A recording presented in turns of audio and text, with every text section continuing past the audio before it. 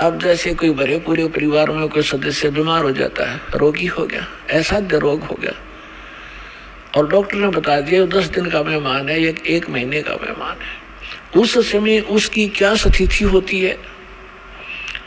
Relative आकर इकट्ठे होने लग जाते हैं, परिवार के सदस्य भी आसपास बैठ जाते हैं।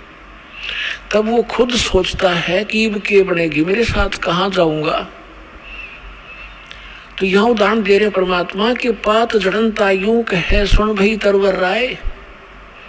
हे वृक्ष, यानी वृक्ष समझो एक परिवार, एक पत्ता टूट कर जा रहा है वो सदस्य परिवार का, और वो खुद कह रहा है कि ना जाने कहाँ गिरेंगे जाए, अब के बिछड़े फिर नहीं मिलेंगे, ना जाने कहाँ गिरेंगे जाए।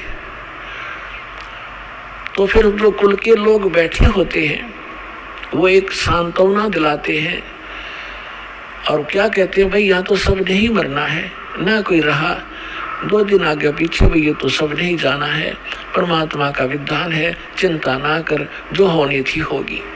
बस इतना संतोष देकर हम उसका दिल डांटते हैं। ऐसे उदाहरण दे रहे परमात्मा कि वृक्ष कह रहा है, वो तरवर कह रहा है, तरवर कहता पात से सुनो पात एक बात, यहाँ की यह रीति है एक आवत एक जात। दादा मर गया, पोता पैदा हो गया, 50-60 वर्ष वो पोता नाच कूद लेगा, फिर वो मरेगा, उसका पोता तैयार हो गया। तो परमात्मा कहते ये क्या जीवन है तुम्हारा, तुम इसी को फाइनल मान लिया। इसका एक विकल्प है, अभी तक नहीं था, अब इसका अल्टरनेट प्राप्त है, फिर इसको ग्रहण करो। जब तक हमारे साथ धोखा हुआ सो हुआ, अब तो सतर्क हो जाओ। ये जीवन नहीं है, ये संसार ठीक नहीं है, ये आपका नहीं है। काया तेरी है नहीं, ये माया कहाँ से हो, चरण कमल में ध्यान रखो हो, इन दोनों को खो। जब तेरा शरीर तेरा नहीं, मूर्ख तो कोठी और बंगलो नारी बैग पैलेस ने अपना को करमान बैठा, या बुद्धि कहाँ भ्रष्ट हुई तेरी। जब काया तेरी है नहीं, ये माया कहाँ से हो, शरण कमल में ध्यान रखो, भगवान की भक्ति करते रहो। तेरे पास माया है, इसको सदुपयोग कर, इसका अहम मत बना, इसमें ममता मत रख, या तेरी नहीं है। ऐसे समझ ले जैसे होटल में जाकर रेस्टोरेंट में कोई सेठ व्यक्ति रह रहा है, वहाँ की कुर्सी मेज पलंग टीवी सारा कुछ उपलब्ध है, आपको एसी लगा है, कूलर लगे हैं, पंखे लगे हैं, ट्यूब है, आप उनको प्रयोग कर रहे हैं, करते रहो, क्योंकि आपका जो रेंट लग रहा है, किराया चलते समय आपका नहीं है। वो कहते उन कुर्सियां अपने समझ बैठे और उस टीवी ने ठा के तालन दिया, कोई नहीं जान देगा वहां से।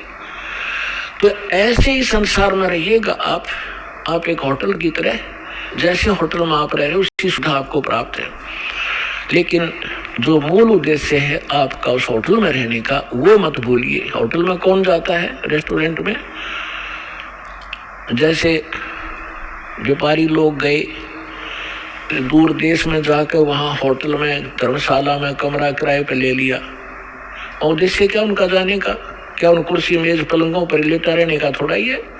उसका उद्देश्य है कि मैं बिजनेस करूं, अच्छा सौदा खरीदूं और बेचूं, और धनी होकर के लाभ प्राप्त करके मैं धनी बनकर वापस लौटूं। तो जो सेठ साहूकार जो पूंजी लेकर गया था, उस पूंजी से उसने सौदा किया और दुगने तिगने चुगने करके अपने घर पे आ गया, तो साहूकार कलाया। और उसका दूसरा साथी उतने पैसे पूंजी लेकर गया था, वो सारा दिन मस्ती मारता रहा, घुटी छुटी लावे सो जावे, और उन सारे सोफे और पलंग को अपना मान बैठा हो नशे में। जब उसकी पूंजी नष्ट हुई जो ले गया था सौदा करने के लिए, तो उसके बाद उसको धक्के मारकर बाहर निकाल दिया गया रेस्टोरेंट से, क्योंकि वो कंगाल हो गया। और जो उद्देश्य लेकर गया था वो किया नहीं, तो वो फिर मजदूर लगता है आके किसी साहूकार के। इसके विषय में परमात्मा हमें याद दिलाते हैं, ये सौदा फिर नाही संतो यू सौदा फिर नहीं, ये सौदा फिर नहीं संतो यू सौदा फिर नहीं। लोहे जैसा तार जात है, लोहे जैसा तार जात है, काया दे सराही रे संतो यो सौदा फिर नहीं। तीन लोक और भवन चतुर्दश, तीन लोक और भवन चतुर्दश, सब जग सौदे आही रे संतो यो सौदा फिर नहीं। इस वचन में अमृतवाणी के अंदर आदमी गरीबदास साहिब जी ने परमात्मा की महिमा और इस जीव की दशा बताई है। जैसा भी आपको एग्जाम्पल दिया था कि दो साहूकार पैसे लेकर गए थे जैसे बिजनेस बढ़ाने के लिए, एक ने उद्देश्य पूरा किया, एक ने गोटी लाई सो गया। जिसने दोगुने तेगुने कर लिया वो तो सेठ बन गया, और जिसने गोटी लाई और बकवाद करी गई वो टोटे मारकर मजदूर लगा। तो यहाँ बताते हैं कि लोहे जैसा ताव जात है, ये काया दे सराही। अब जैसे कारीगर होता है, लोहे को गर्म करता है आयरन में, उसको खूब गर्म कर देता है, उस गर्म रहते ही उसके ऊपर वो चोट लगाता है या किसी मोल्ड में डाल देता है। तो जिस उद्देश्य के लिए गर्म किया था तो वो सफलता प्राप्त कर लेता है। जब गर्म पर कर जाता है और जब वो जरा सा ठंडा हो गया फिर तो सारे गन्ने जा डले, वह चीज नहीं बनेगी, बांगा टेढ़ा हो जाएगा। तो यहाँ बताते हैं कि लोहे जैसा ताव जात है, ये मनुष्य जीवन आपका है।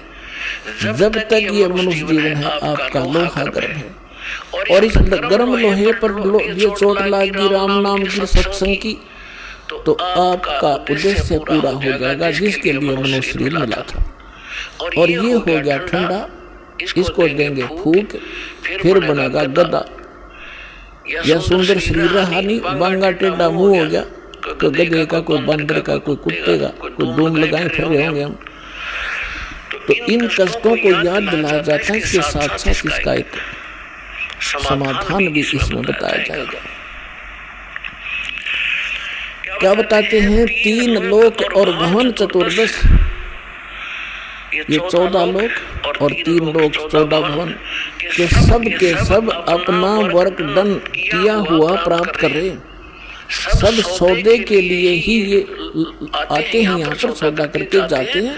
जो जैसा कर्म करता है वैसा ही फल उनको भी मिल जाता है। 3 लोक और भवन चतुर्दश, सब जग सौदे आही, और दोगुने तेगुने करे चौगुने किन्हु मूल गवाई।